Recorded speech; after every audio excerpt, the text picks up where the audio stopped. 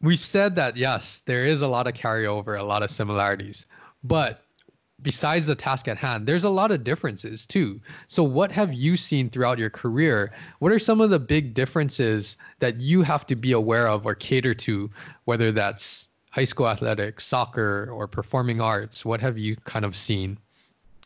I think, well, not I think, I know. You and I have, you'll remember, it was just ingrained to us and drilled into us. Like, you have to establish a relationship with your athlete.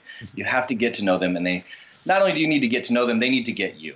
And on top of that, I would argue that that relationship has to be established in some measure of trust. The last thing any athlete is going to do is come to someone they don't trust. And I always joke that if you go down and unfortunate for you, my ugly face is the one you're looking up at. Like, you need to be able to rely that what I'm going to do for you is to your benefit and for your help.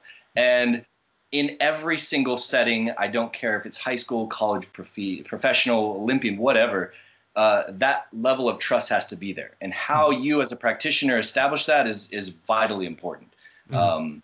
You can talk the talk, but until they see results in what you're saying and like, oh, he said or she said to do this, and this is why, and it actually worked, there's just something to be said for that, right? In my experience, I can take it a step further with the example that if I have a positive experience with a team, for example, and one or two athletes come in, and we have a really good relationship, the interaction is positive, they leave not only feeling like there's a plan, but they were also heard and there was some empathy there. And that also on top of that, I probably have a pretty good idea of what I'm talking about. They walk away, and I guarantee one of the first things, especially as a new person, they're going to do is they're going to get questions from their teammates or other people. And they're going to say, how was it? How is this guy? What happened?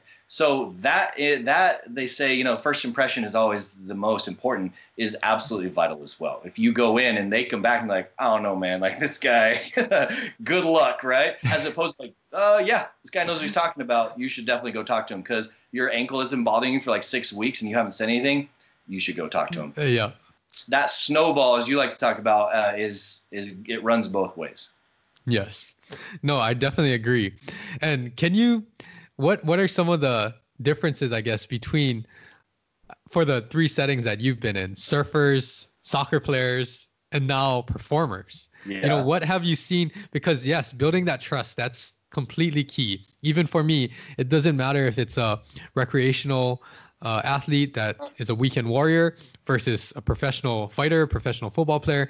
You have to find ways to develop that trust. So what have you noticed that you've had to kind of change either your style or your communication style to cater to these different populations, whether that's surfers, soccer players, performing artists? Yeah. A couple things that I can briefly talk about. One has a lot to do with the vernacular and lingo and terminology. In the surfing world, that's a whole nother language, right? And it's another mentality entirely. To be able to identify and talk with them, and they're saying, okay, this is where I felt this, right? This pop, or I felt my strain or whatever was I was doing this move, right? If you don't have any idea what that move is, how are you going to have any idea how to diagnose it, right? The same is true of soccer players. That's another language entirely. And while surfers are just perpetually mellow and just, well, for the most part, very relaxed, they're really great athletes to work with, soccer players can be very intense. And it's very, very important to them that they get back on the field or that I get off the field so they can keep playing. Yeah. So they'll get through that conversation, communication we always talk about is very, very important. And so where a surfer may have, several hours before his next heat, he's probably, or she may be far more patient with this whole evaluation process. My attitude and behavior when I'm either on the field or on the sideline of the field dealing with a soccer player is probably maybe similar to someone dealing with a wrestler, for example. You have a very limited time and you got to get this done very, very quickly. So the approach changes. And then we come full circle with performers, their lingo, their terminology, and what they do, because I joke with them, I'm not a comic book nerd. Like, I've never been that guy. So when they're talking about I don't know, different fight styles or techniques or martial arts they participate in, it took a lot of research on my end to prepare, right? And so I couldn't have told you the difference between straps, silks, and lira before I started this job. And now I probably have a pretty good idea. I can't do any of those, but I know when they're talking about different movement patterns, whatever apparatus that may be on, I can at least talk the talk, right? So that's the biggest part, is communicating and understanding what the heck they're talking about when they're explaining how they got hurt. But then also, as far as my behavior towards them, I think, again, not to kind of spin it back to this whole get to know your athlete, but in this setting with Marvel, every single one of these guys is different. So my relationship with them cannot be cookie cutter. And my interactions with them, some of them I joke around with the hall and mess around with them. And other people, I will see them and I give them a thumbs up, thumbs down, kind of you tell me. There's no words exchange, and they know that at least not only do I care, but I'm checking up on them, and it doesn't take much more than that. So I guess to answer your question, it depends, right? It does. And that's always the answer that we give, is it depends. But you said a lot of good things there, because for us as athletic trainers, this is our preparation.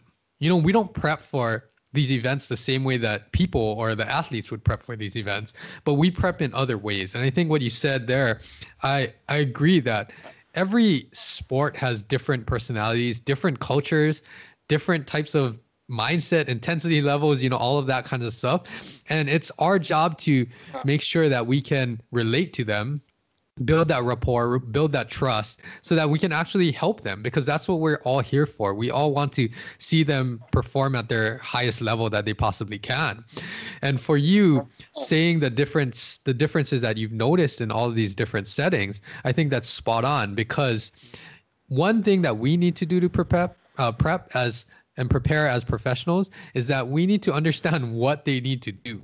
And I think, for every athletic trainer out there, the longer that you're around that setting or that sport, you start to understand and learn what kinds of things their body needs to go through. You understand how to communicate with them and all of these different things. So that's exactly right. I mean, even for me, thank God I played football when I was younger, but not very long. But still, yeah, when you're around these athletes at a high level, kind of like how you alluded to earlier, like it's normal for you to see people flying around, falling 20, 30 feet.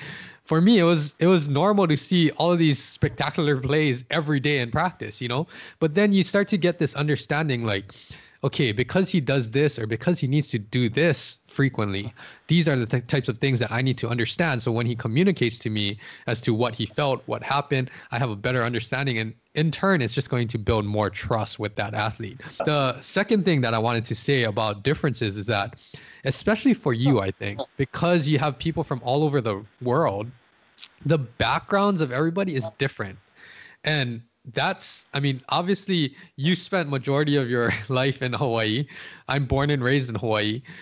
I relate to Hawaii athletes very well because that's what I know. That's my background. But when I have to deal with someone who is like a foreigner or not from Hawaii, now it's finding out, okay, where are they coming from? What's their background? What's their personality like? And I think that's a huge difference when you're dealing with a diverse population, to make them to understand that you're here to help them, and you want to build that trust again.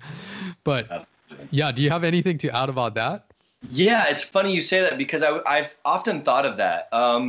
When I was in Major League Soccer, one of the assistants, Derek Lawrence, shout out to D-Law there. He actually said something to me very early on when I was leaving, and to the extent that he said, this is a great opportunity for you to establish your own culture.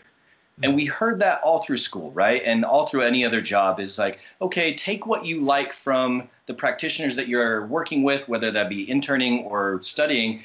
Take what they do that you like and make it your own, and take what they don't like, and that's okay, but you don't have to do it their way. And coming into this, I had an opportunity to set up and establish a culture of my own. So to speak to what you're talking about, the world has many, many different cultures, right? And in Hawaii, we are exposed to a lot, right? But to be fair, it's not worldwide, right? And while we are probably quite prideful that we're quite diverse, maybe we're not as diverse as we imagine, right? Mm-hmm. But the flip side is I also get an opportunity to say, hey, this is what I'm used to. When you come in, you're probably going to hear some kind of like music that hopefully will make you cheerful. I like to think positive person, and I like to have positive people around. If you're going to be grumpy and angry and mean, then go cool down and then come back and talk to me, right? Or whatever the case may be.